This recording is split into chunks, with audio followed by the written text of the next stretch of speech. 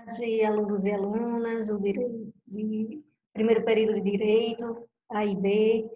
Como eu fiquei devendo a vocês a aula do Boaventura, resolvi gravar hoje para pagar a promessa, certo? E aí, gente, para a gente conseguir compreender o pensamento do Boaventura, que é um pensamento pós-colonial, a gente precisa primeiro compreender o significado de colonialismo, que é algo que todo mundo mais ou menos já sabe, e o significado de colonialidades. Então, vamos colocar aqui o slide, que eu vou também disponibilizar para vocês.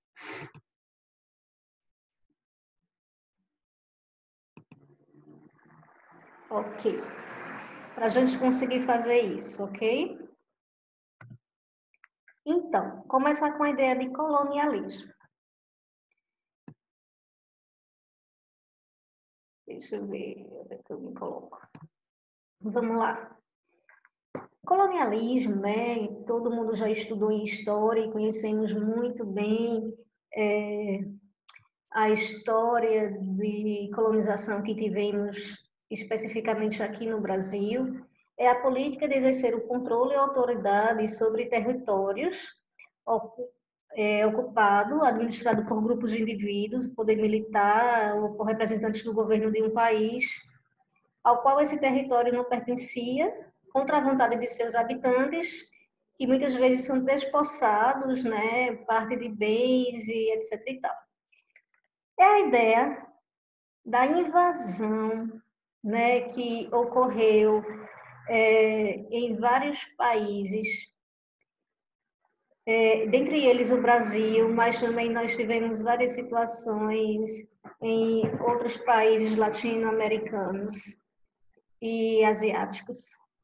A ideia de que, através de uma teoria de evolucionismo social, de darwinismo social, de eugenia, que a gente já estudou todas essas teorias lá no século XIX, existia um processo civilizatório do qual países europeus, no nosso caso Portugal, eram considerados países exploradores superiores em termos econômicos, em termos bélicos e culturais, e que por isso vinham com a missão civilizatória de poder fazer expedições em vários países e explorá-los, com a errônea ideia de que traria para os nossos povos a cultura, como se a gente aqui não tivesse cultura, como se não tivéssemos povos que habitassem antes deles chegarem. E aí vocês já conhecem a história, né? O que é que eles fazem? Eles chegam de forma violenta, eles impõem a forma de viver do homem branco, europeu, heterocristão, que é considerado o superior, é uma visão totalmente eurocêntrica, e eles desrespeitam totalmente todas as formas de ser daquele povo, né? Não só através do genocídio, como foi no caso dos nossos índios, e não só através da questão da escravidão, como ocorreu com várias pessoas negras da África que tiveram de forma forçosa que vir habitar as nossas colônias, como também de forma simbólica, porque quando eu desrespeito a ancestralidade, a espiritualidade, né, e imponho minha religião, meu modo de ser, de saber, eu estou fazendo um processo de colonialismo que, no caso mais específico do nosso, foi um dos mais cruéis. Se a gente for conhecer algumas situações de alguns livros didáticos na história, nós vamos perceber várias e várias formas de torturas que foram utilizadas durante o processo de escravidão no Brasil, né? Então, a gente teve várias situações de estupro.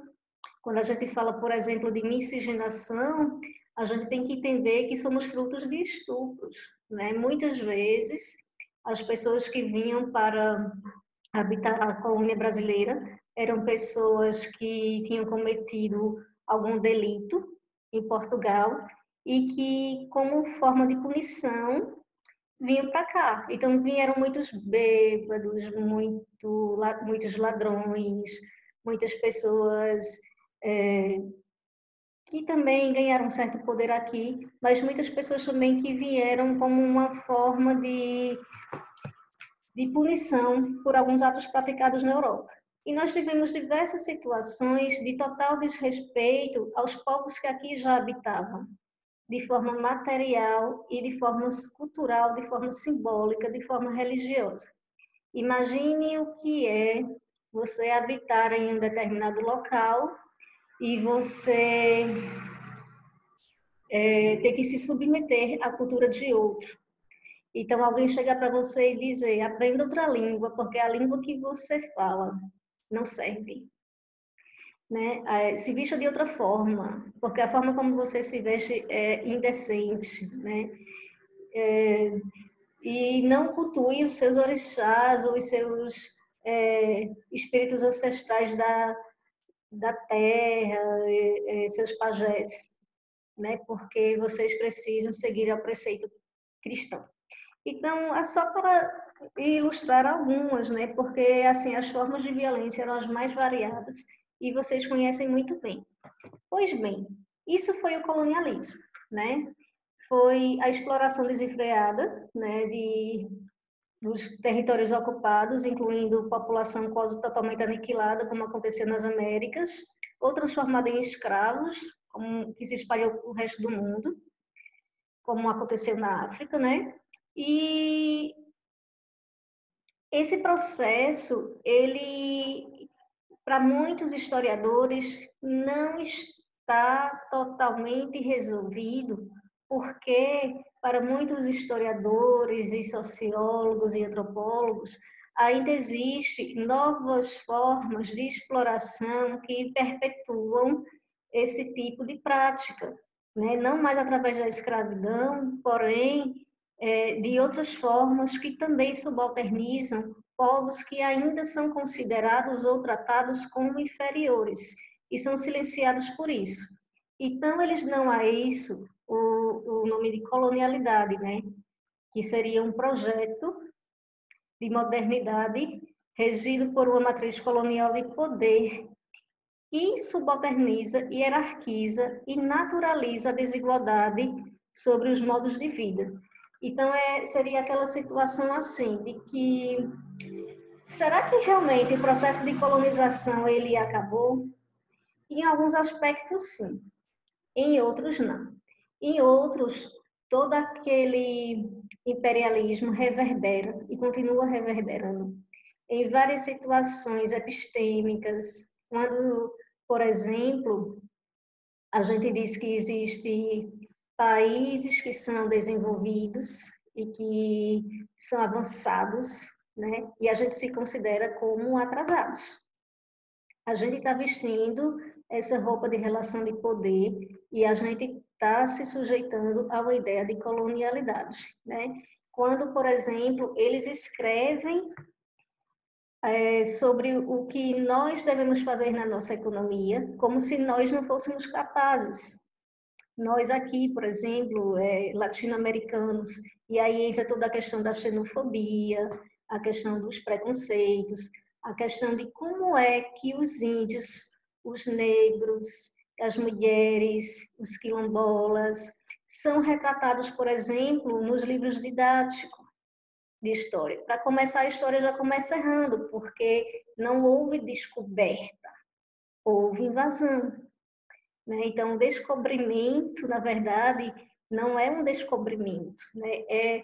Inclusive é encoberto, porque se encobre várias culturas, se encobre várias formas de viver que eram próprias de um povo e que foram totalmente desrespeitadas.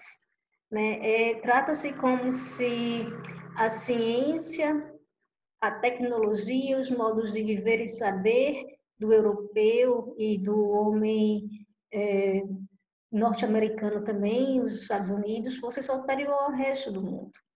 E aí isso é uma grande crítica que alguns teóricos vão elaborar, e o Quijano é uma dessas pessoas que vai, um desses pensadores que vai trazer essa ideia de colonialidade, e ele vai dizer que essa colonialidade, ela significa um padrão de poder mundial que visa concentrar sob sua hegemonia o controle de formas de subjetividade, cultura e produção do conhecimento. E aí ele vai dizer que isso gerou genocídio e epistemicídio.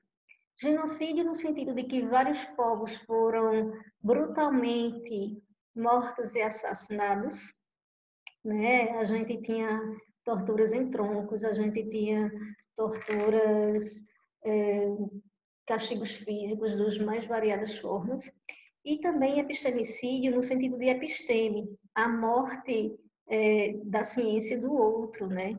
A desconsideração do que representa nos livros didáticos, na literatura, na ciência, em toda a questão acadêmica produzida, o que é a cultura do índio, do homem negro, da mulher, desses povos tradicionais, né, dos movimentos sociais também. Então, por exemplo, quando a gente diz que vamos estudar a questão indígena, aí é onde o Boaventura vai entrar daqui a pouco, que ele vai dizer que a gente precisa entender que a gente é que tem que aprender com eles, né? A gente não pode falar pelo outro porque a vivência é do outro. O homem negro é que sabe o que significa o racismo. Eu, por exemplo, estou num privilégio de ser uma mulher branca. Eu não vou poder nunca explicar o que é uma situação de racismo da forma como uma pessoa que passou e que vivencia isso todos os dias compreende. Então, a gente precisa parar de falar em nome do outro, a gente tem que aprender com o outro para dialogar com esse outro. E aí, dar voz aos sujeitos. Né? Então, epistemicídio é quando eu acho que só o europeu faz ciência, só Harvard faz ciência, né? Quantos livros didáticos, por exemplo, na faculdade nós estudamos que são de autores africanos, latino-americanos, né? Raríssimos, porque a grande maioria são de escolas europeias ou norte-americanas.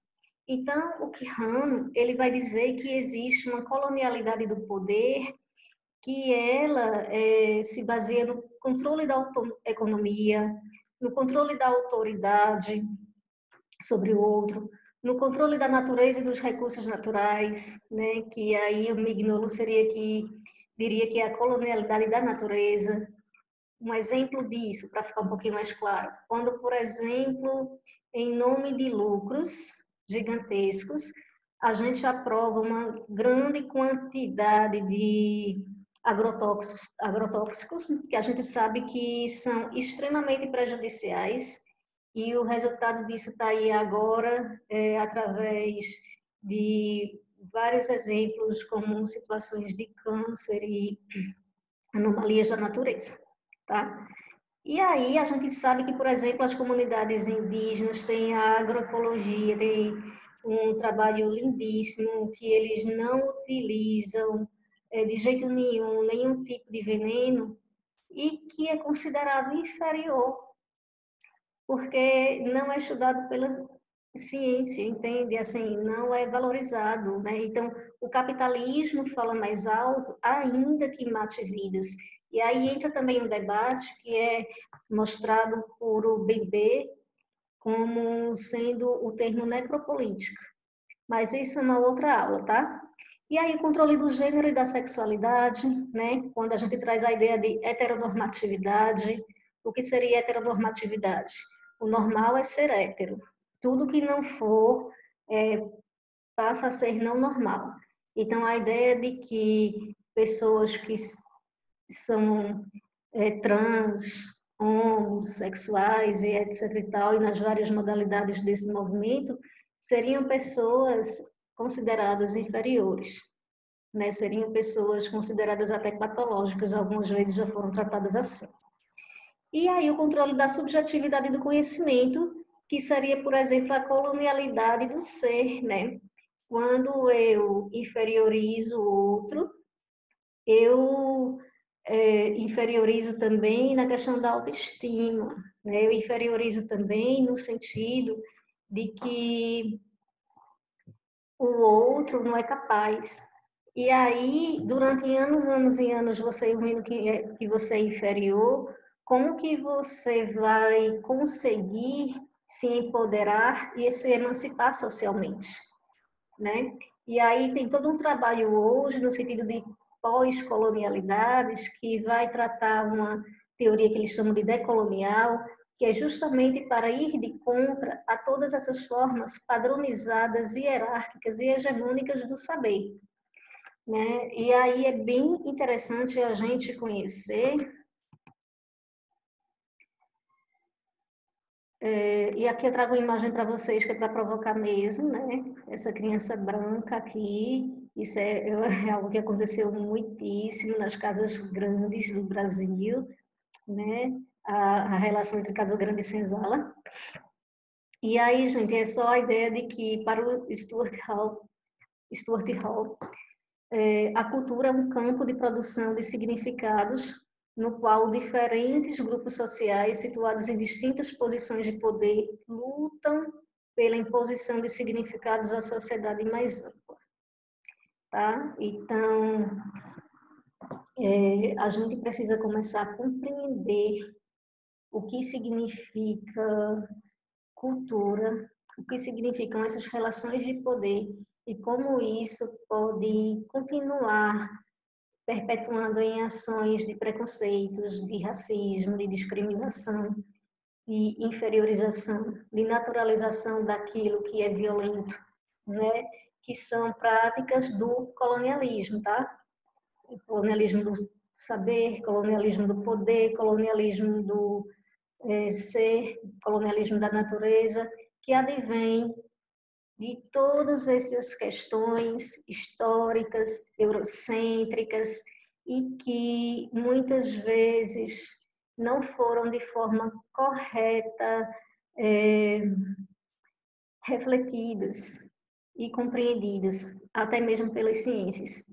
Então, o colonialismo, que sempre subjugou os povos, não acabou, ele continua subjugando, sob forma de neocolonialismo, de colonialidade de poder, de saber, da natureza, tá? Então, por exemplo, questões como racismo, questões como machismo, patriarcalismo, homofobia, né? São questões práticas, cotidianas, que acontecem na vida das pessoas todo dia e que reverberam essas situações. Olha aqui um exemplo bem prático. Essa imagem aqui, eu acho que ela vai ficar mais clara disso tudo que eu estou falando. Essa imagem de baixo, ela vai mostrar a ideia de colonialismo, tá? Aqui nós temos a Casa Grande, né? Os negros escravizados sendo tratados de forma totalmente de forma explorada e servil. E aqui nós temos a colonialidade, essa imagem que foi algo que aconteceu e que chocou o Brasil, mas que acontece praticamente todos os dias nas grandes periferias desse país, né? Que foi a morte do menino Miguel, porque a patroa branca perdeu a paciência e aí ela aperta o elevador no nono andar e a criança fica totalmente indefesa, acontece um acidente e ela morre. Aqui seria a ideia de colonialidade, né? São novas formas de se matar, novas formas que o homem branco, a mulher branca continua perpetuando no sentido de que vidas negras para eles são objetos, portanto são descartáveis, portanto não importam, portanto tanto faz viver ou morrer, né? Essa é a ideia da necropolítica também, né? Quem importa viver, quem importa morrer. E aí o Estado, ele vai sempre proteger as pessoas ricas, brancas, com status, com poder, né?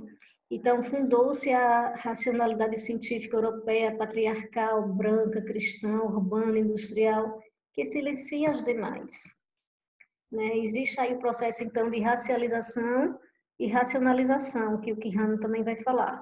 Racialização é quando a gente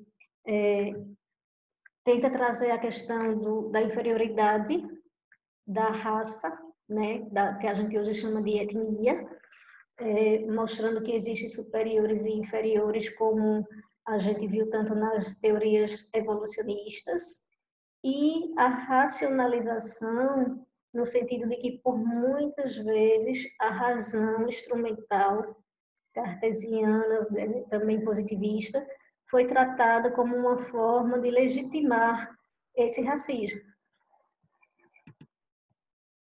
Então, gente, pensando sobre isso, a gente tem que começar a pensar, e hoje em dia é um pensamento que está começando a acontecer de forma muito forte, sobre a questão de multiculturalismo e de interculturalidade. É muito perigoso a ideia de que as culturas elas são hegemônicas, e é muito perigoso a ideia de discurso único, e é muito perigoso a ideia de padronização. Então, quando, por exemplo, pessoas do norte, como diz o Boaventura, vão tratar de resolver situações. Desculpe, peraí. Situações, problemas de pessoas do sul, eles precisam entender que em países, por exemplo, como o Brasil, que é enorme, existem diversas culturas. Existe um mosaico cultural muito grande, né? Nós temos aqui várias situações regionais, nós temos aqui vários povos, né? Nós temos povos campesinos, ribeirinhos, quilombolas, indígenas, né? Nós temos vários movimentos sociais, nós temos várias frentes. Então, nós não somos homogêneos e nós precisamos ser tratados em nossas diferenças. Aí não tem como você padronizar uma política pública que tente dar conta disso sem levar em conta essa diversidade, essa multiplicidade cultural, tá? E aí nós temos duas vertentes. Nós temos uma vertente que fala da questão do multiculturalismo e uma vertente que fala da interculturalidade. Vamos tentar conhecer essas duas. O multiculturalismo foi um debate que ocorreu, que já foi importante por ter sido contra a ideia de hierarquização, né, das culturas, porém, é um multiculturalismo considerado liberal e que vai sofrer algumas críticas dos teóricos pós-coloniais. Por quê? Porque ele foca no mito da igualdade entre pessoas, trazendo, no entanto, a questão da tolerância, né? Quando aquele discurso que diz assim, precisamos tolerar o diferente. Bem, quando a gente diz que a gente precisa tolerar, a gente está naturalizando também a hierarquia das diferenças. É como se dissesse assim, olha, você é inferior, mas eu sou bonzinho, então eu tolero, tudo bem, eu não vou entrar em conflito, entende? Então, isso continua, de certa forma, repercutindo numa teoria que continua sendo racista, continua sendo preconceituosa e discriminando, né? E aí, se tem então, através de Kandal, por exemplo, é uma dessas autoras, que vai trazer a questão do multiculturalismo crítico. E esse multiculturalismo, ele vem no sentido da interculturalidade, que o Boaventura também fala, que é no sentido de diálogo entre as diferentes culturas, sem tratar todo mundo como igual, respeitando nas diferenças. Somos iguais perante a justiça, mas temos diferenças que precisam ser consideradas e respeitadas. Então, reconhece a igualdade social e examina como as injustiças são produzidas e perpetuadas em relação ao poder e privilégios.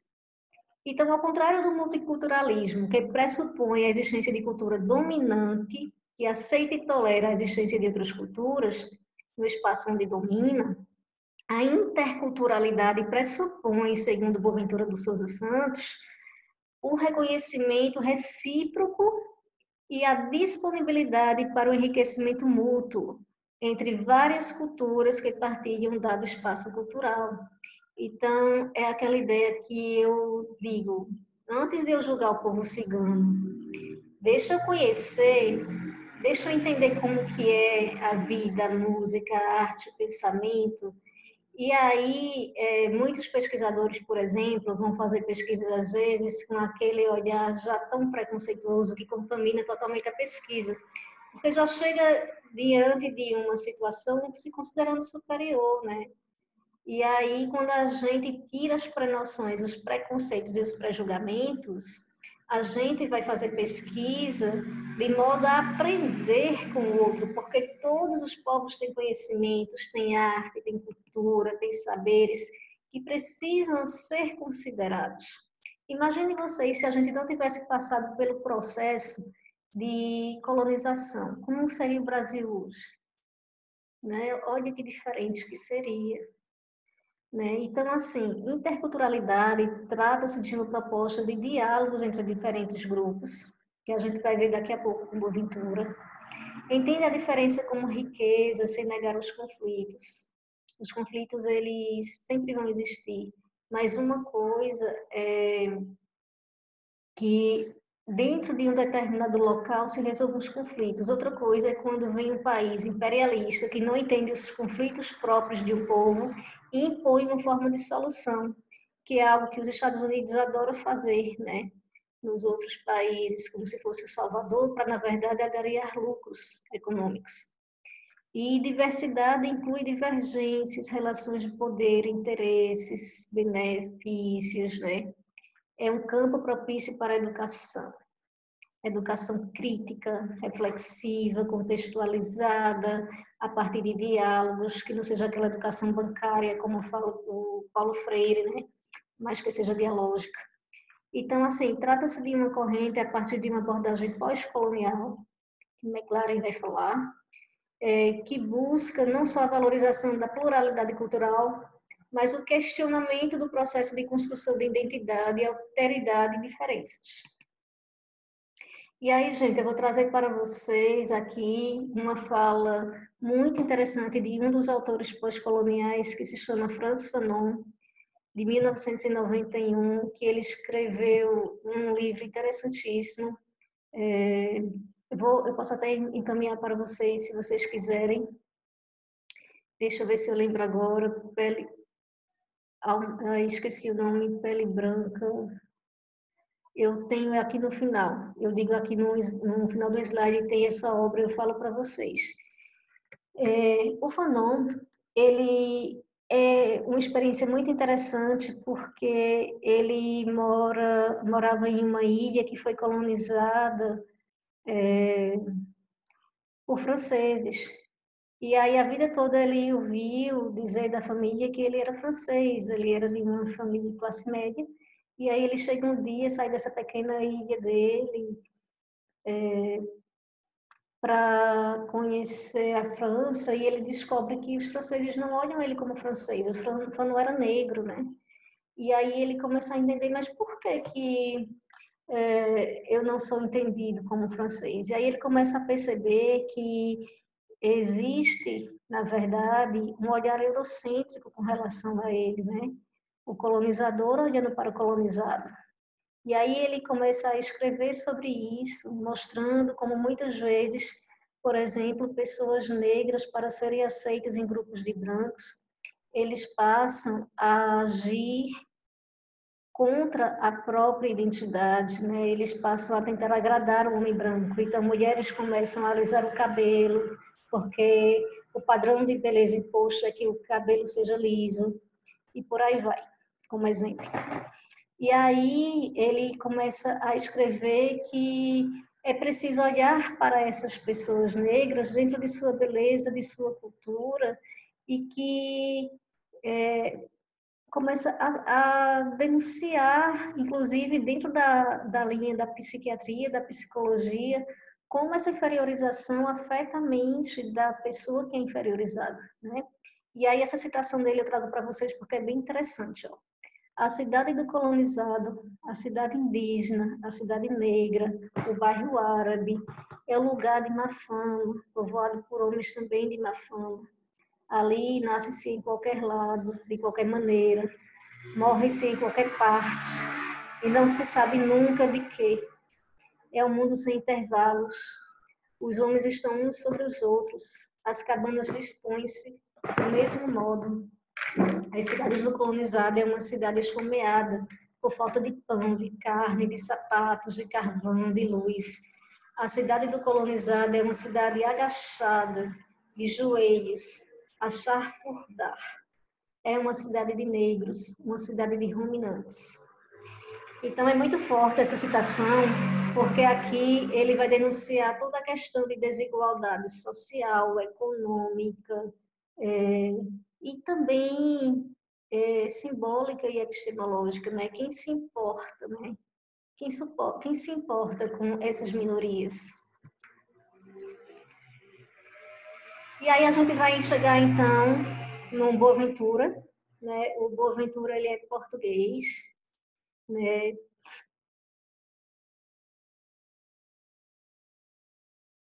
Ele tem mestrado e doutorado em Sociologia em Direito pela Universidade de Coimbra. A tese de doutorado dele, Direito dos Oprimidos, foi um estudo sociológico sobre o direito informal e resolução de conflitos na favela do Jacarezinho, uma pesquisa que ele fez aqui no Brasil, no Rio de Janeiro. E ele é professor da Faculdade de Coimbra, tá? Teve várias influências, como Max Weber, Durkheim, Gramsci, Rawls e outros. E também é um teórico considerado pós-colonial, e vai tratar várias análises sociológicas como democracia, emancipação, globalização, direito, pós-colonialismo e direitos humanos. E aí, algumas das suas principais obras, né, um discurso sobre a ciência, reinventar a democracia, globalização e ciências sociais, direito do oprimido, essa aqui em inglês eu não vou ler não, porque meu inglês é muito ruim, Sociologia das ausências e das emergências, a gente vai tratar um pouquinho hoje, globalização hegemônica, globalização contra-hegemônica, democracia, emancipação e epistemologia do Sul, que foi o que eu pedi para os meninos focarem no grupo do seminário. E aí, gente, vamos lá. Por que eu tive que fazer toda essa explicação para a gente entender a teoria do Boaventura? Porque o Boaventura, ele é pós-colonial. E para eu dizer a vocês que o Boaventura é pós-colonial, a gente tinha que primeiro entender o que é colonialismo e o que é colonialidade, né? Então, pós-colonial no sentido de que ele quer superar a ideia de colonialismo, né? Ele quer superar as ideias preconceituosas que inferiorizam os povos. Então, a teoria dele é nesse aspecto emancipatória. Como assim emancipatória? Emancipatória no sentido de querer emancipar os sujeitos, né? Emancipar esses grupos minoritários, ouvi-los, né? Enxergá-los, deixá-los falar, deixá-los ser protagonistas, né?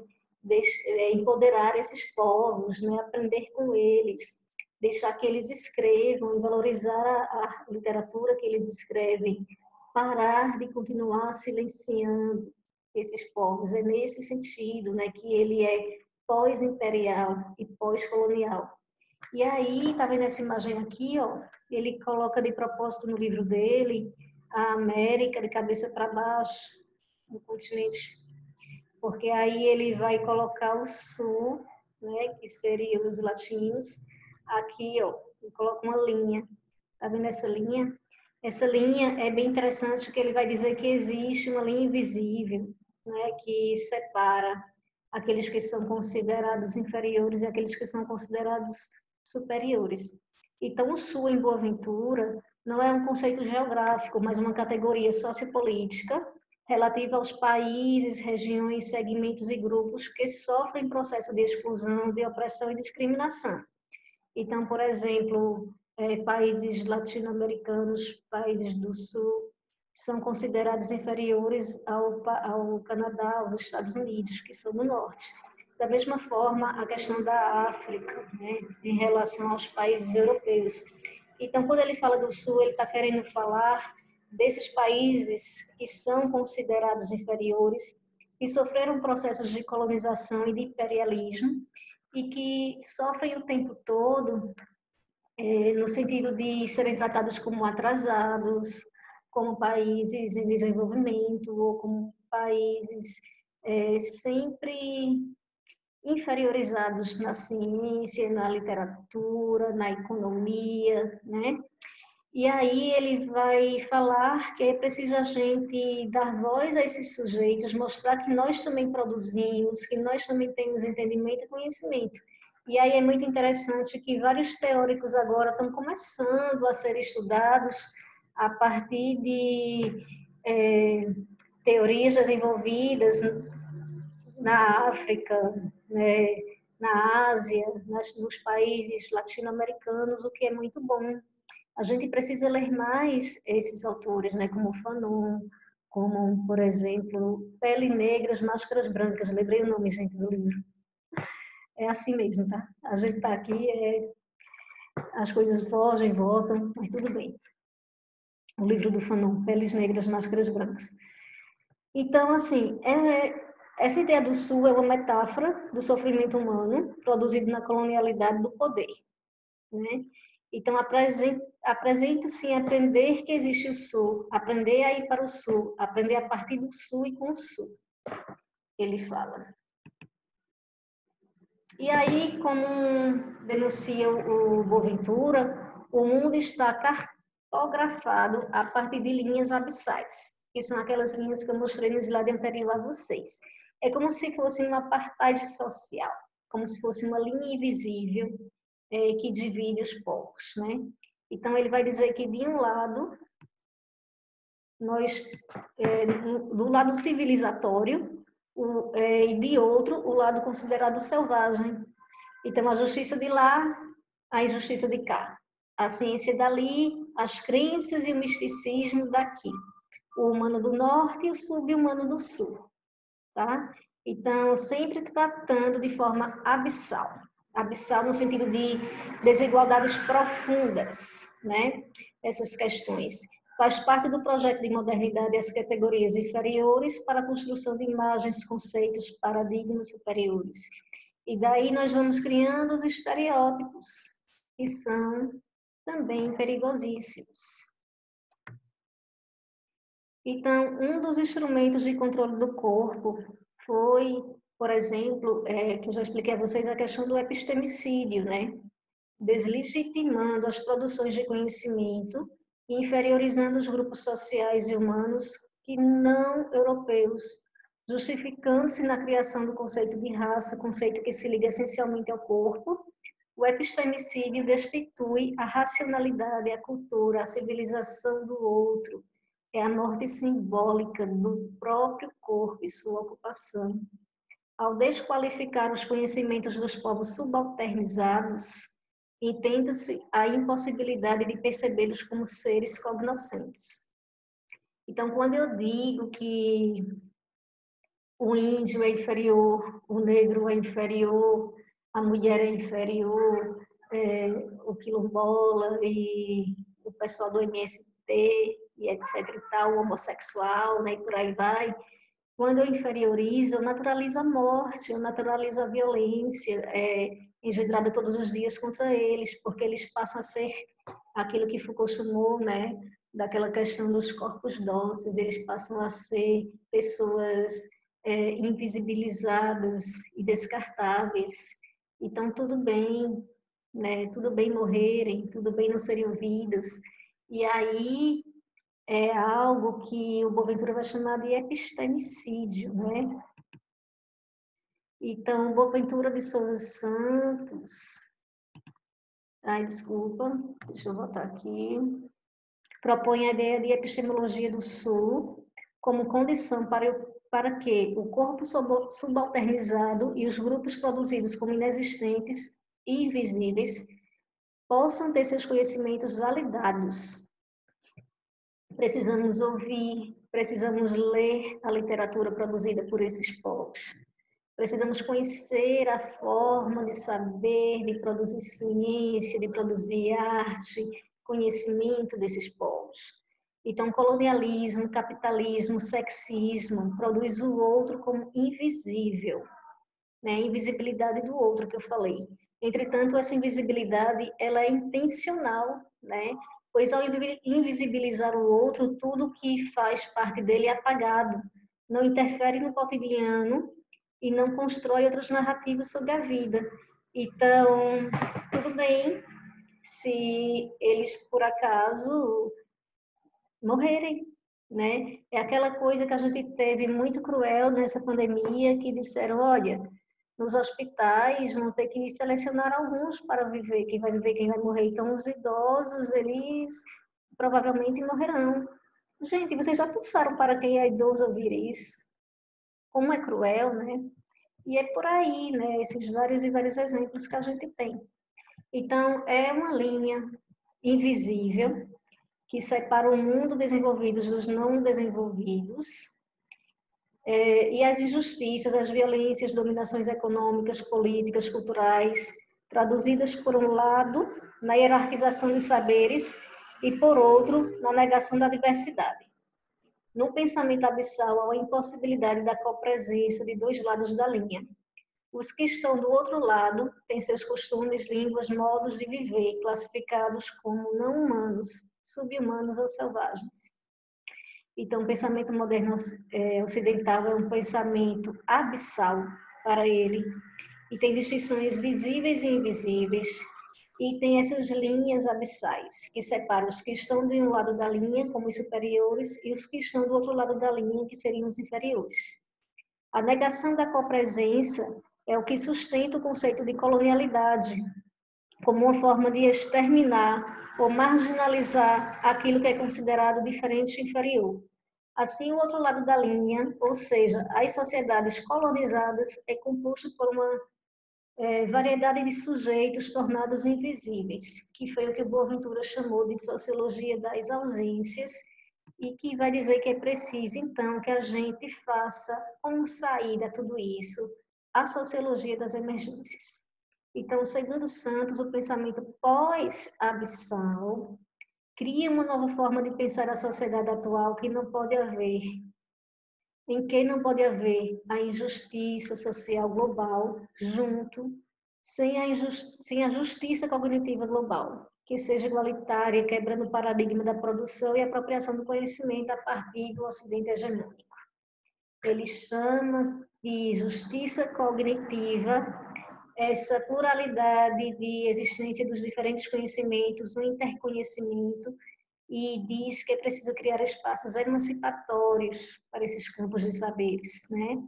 Então, há o reconhecimento da existência de conhecimentos vítimas desse epistemicídio, cometido pela ciência e pela técnica na modernidade.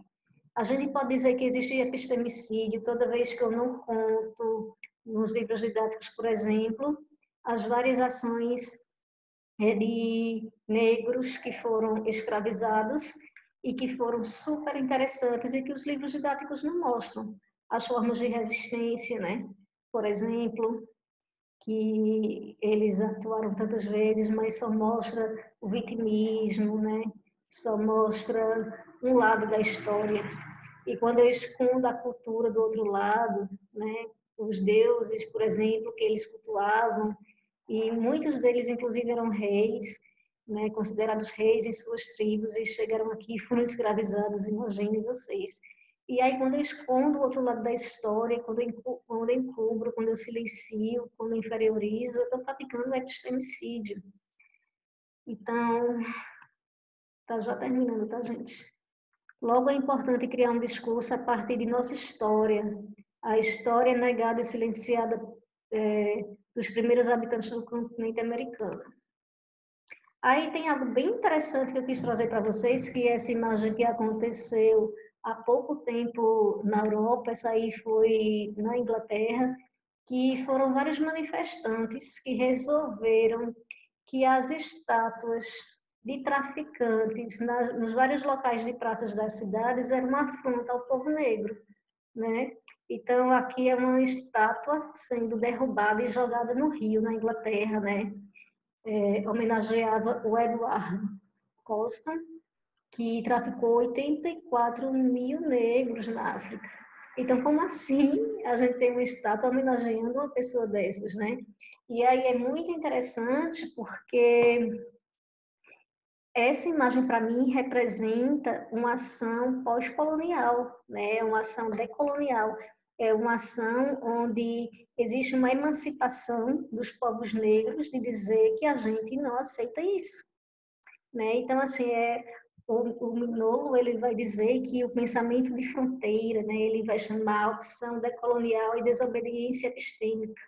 Eu vou ao pensamento contra-hegemônico, eu vou contra o que o padrão europeu branco determina como correto, como impõe esse correto, né? Essa verdade. Então, isso é algo que o Kandel e o Walsh também vão tratar como interculturalidade crítica, multiculturalismo crítico, que a gente viu no início desse slide. Luta contra a hegemônica pela igualdade de direitos, pela colaboração entre povos. Só para dar um exemplo prático. E aqui, gente, para fechar o Boaventura, ele vai tratar algo muito interessante, que é uma das partes da teoria dele que são mais bonitas, que é a ecologia dos saberes. É fantástico a gente ouvir o Boaventura, no YouTube tem vários vídeos dele falando sobre isso, se vocês puderem, assistam. Né? Essa ideia de ecologia dos saberes, ele propõe como sendo um diálogo do conhecimento científico com outras formas de conhecimentos produzidos por vários povos populares, o conhecimento popular, artístico, né? Os cidadãos que existem dentro dos movimentos sociais, que existem dentro dos povos tradicionais, e que a ciência precisa aprender a dialogar, né? Sair do seu patamar de arrogância, né? E aprender a dialogar com essas outras formas de ciências e de produções de conhecimentos. E aí é muito interessante, porque aí ele vai chamar isso de interconhecimentos, o diálogo entre esses saberes, tá? Então, para a gente também trazer um pouco mais para essa questão aqui atual e do Brasil, a gente pode dizer que o Boaventura ele vai fazer uma grande crítica também a essa ideia de capitalismo neoliberal, que essa ascensão do neofascismo, que também cria esse apartheid social.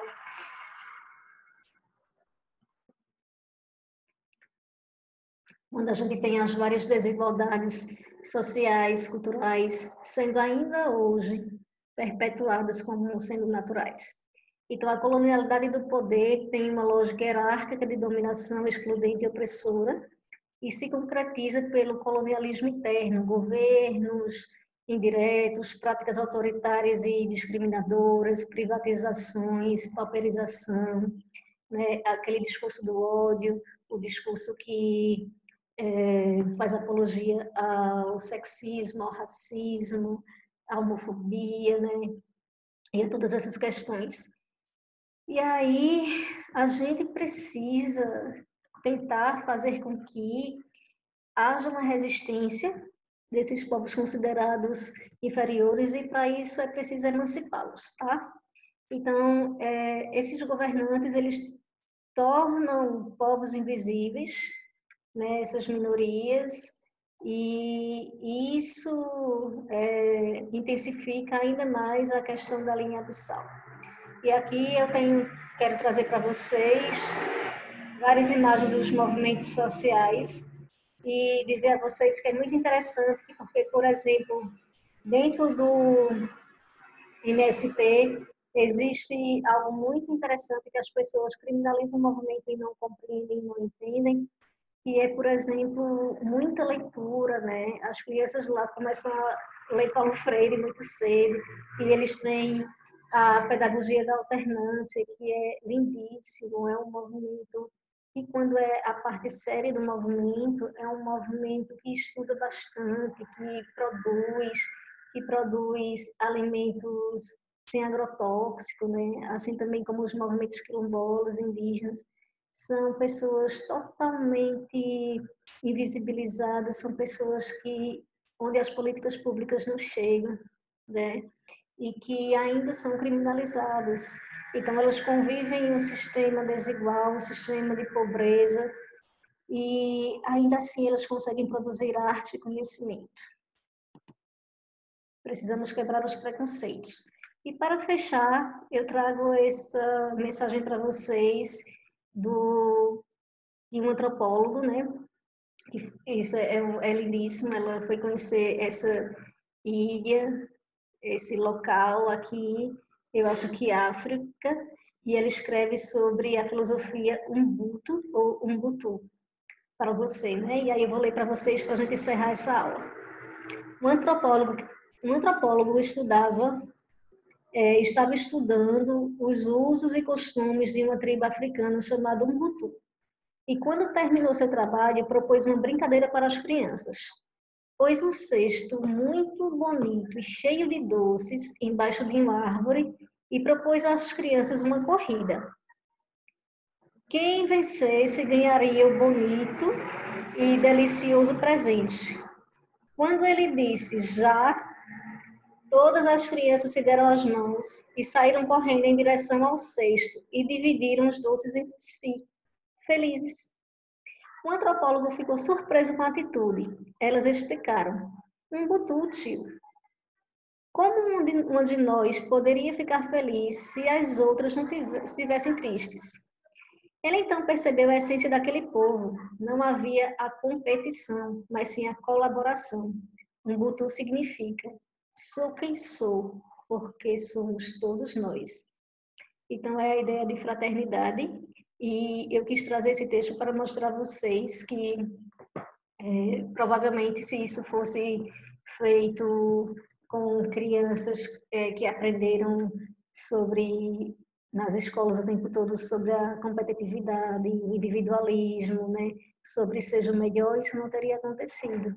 Então, olha como outros povos têm muito que nos ensinar e nós temos muito a aprender com eles. Bem, gente, é isso. Espero que vocês tenham gostado, né? No final aqui a mensagem do Boaventura, temos o direito de ser iguais, sempre que as diferenças nos inferiorizem, e temos o direito de ser diferentes, sempre que a igualdade nos descaracterize. Essa foi a primeira mensagem que eu dei a vocês no primeiro dia de aula. E Kandal também, que traz que a igualdade não está oposta à diferença, sim à desigualdade. A diferença se opõe à padronização, à produção em série, a tudo mesmo. E aqui são as referências que eu usei. E aí, espero que vocês tenham gostado. Vou disponibilizar esse slide para vocês. Peço desculpas pelo barulho que eu estou gravando aqui, mas em frente à minha casa passa bastante carro. E peço desculpa à minha garganta também, que não está boa, mas eu tenho que gravar essa aula hoje para vocês. Então, espero que tenha ajudado, que os grupos arrasem. Beijos e até mais.